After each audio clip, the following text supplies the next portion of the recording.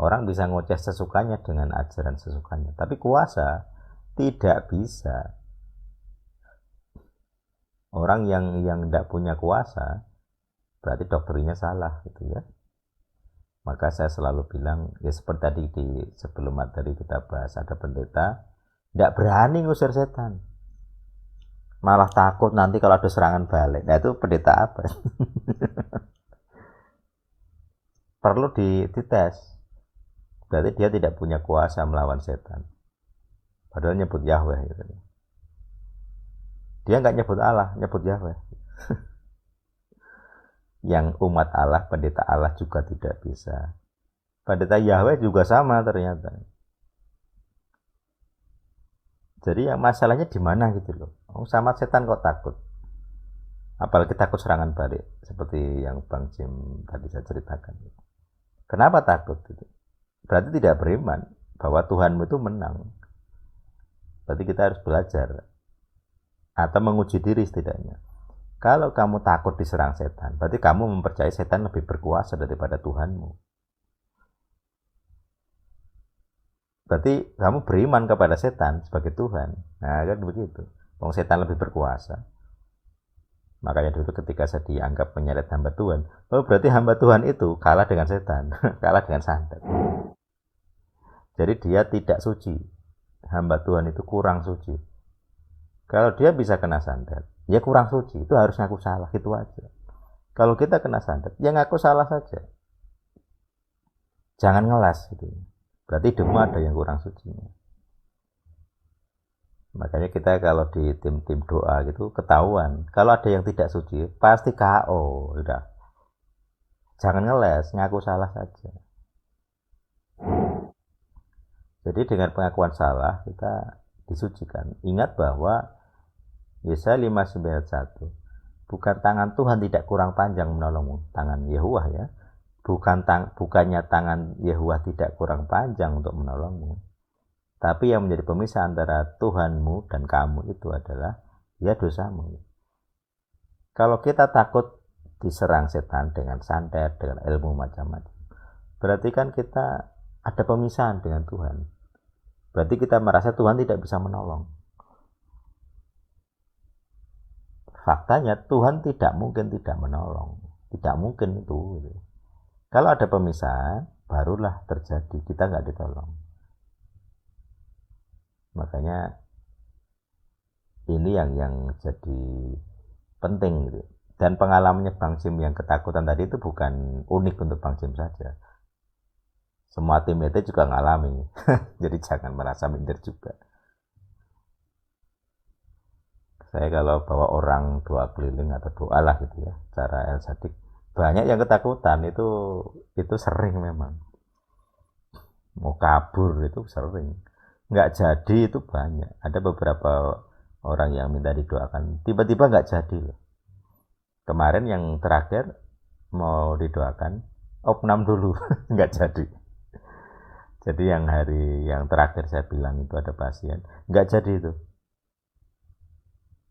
Opnam dulu orangnya, nggak jadi. Ya seperti itu. Jadi sudah ada serangan pendahuluan untuk mencegah. Prinsip saya, ya sudah kalau nggak mau ya sudah. Saya nggak mungkin ngotot.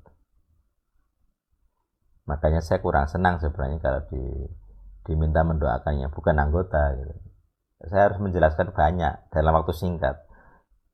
Pertemuan pertama yang cuma berapa jam, saya harus menjelaskan pengajaran El Sadik sesingkat-singkatnya, tapi harus dipahami. Itu kan 99% mustahil. Yang bertahun-tahun saja belum tentu paham gitu ya. Masih bisa ketakutan gitu. Apalagi yang baru ketemu sejam 2 jam dengan background nol gitu ya. Nggak paham sama sekali.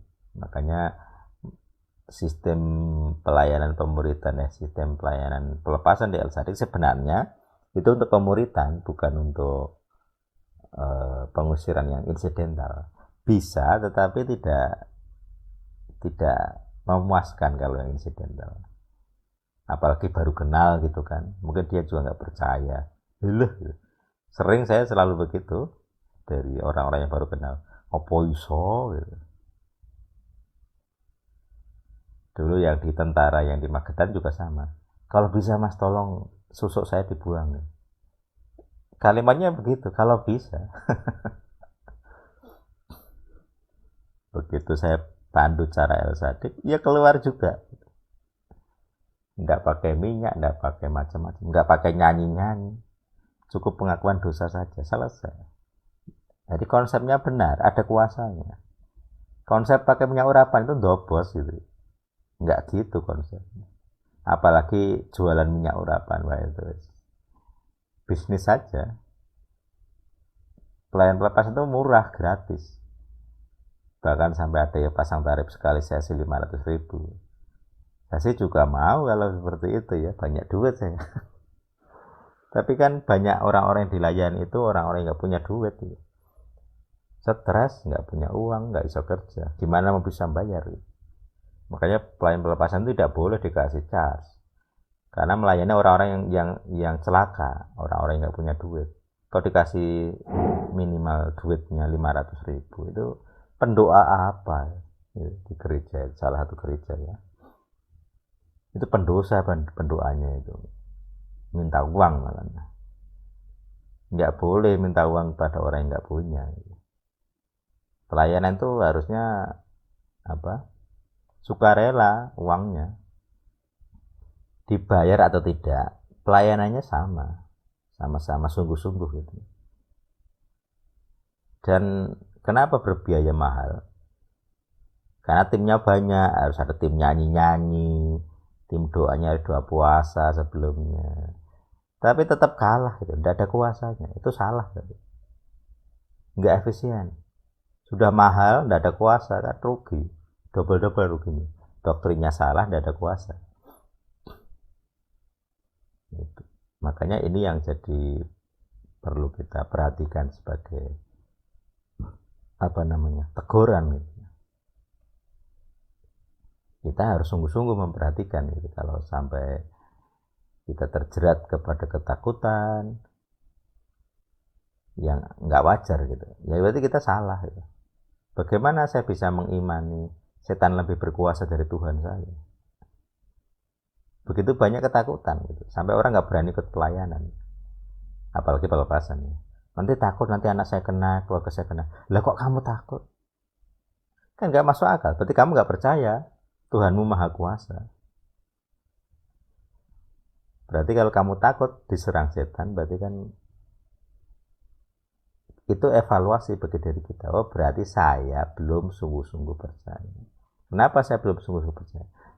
Kalau di El-Sadik ya itu, di otakmu ini ada rohnya yang tidak percaya. Ini harus dibersihkan, makanya ada kurikulum. Saya wajibkan gitu. Jadi kalau mengikuti doa-doa El-Sadik wajib ikut kurikulum pelepasan. Karena berdampak sekali. Ya tadi, kok bisa ada ketakutan gitu. Kok bisa percaya bahwa setan itu lebih menang dari Tuhan kita, kan tidak masuk akal. Ya tak kenapa ya saya punya pengalamannya ya seperti itu ya. Ya saya uji. Ya Yesus, kalau kamu Tuhan tuh, orang yang menghinamu itu loh, buat diapain gitu. Begitu pipinya bengkak, saya langsung wow. Kok punya kuasa ya? Cuman saya pikirkan, saya jangan ngomong dengan pikiran, tidak dengan mulut. Kok punya kuasa gitu. Pipinya bengkak, habis itu udah berhenti menghujat Yesus gitu. Saya kan tepuk tangan. Padahal waktu itu saya tidak merasa beriman juga. Saya hanya menantang. Kalau engkau Tuhan, lakukan sesuatu, belalah dirimu. Setelah dia membela dirinya, bengkak pipinya, saya percaya. Oh, berarti kamu memang Tuhan asli.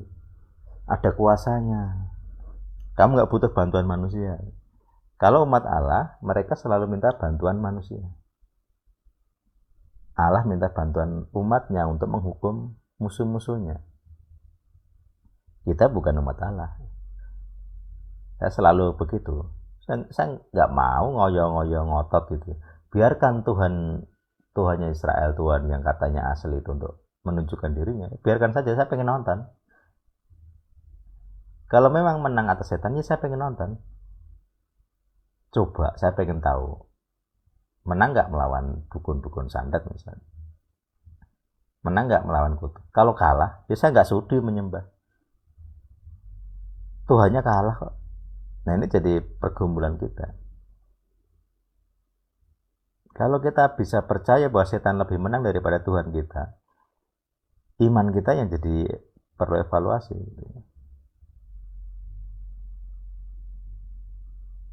Kan tidak masuk akal. Kalau memang setan lebih menang, ya mending kita nyembah setan dong.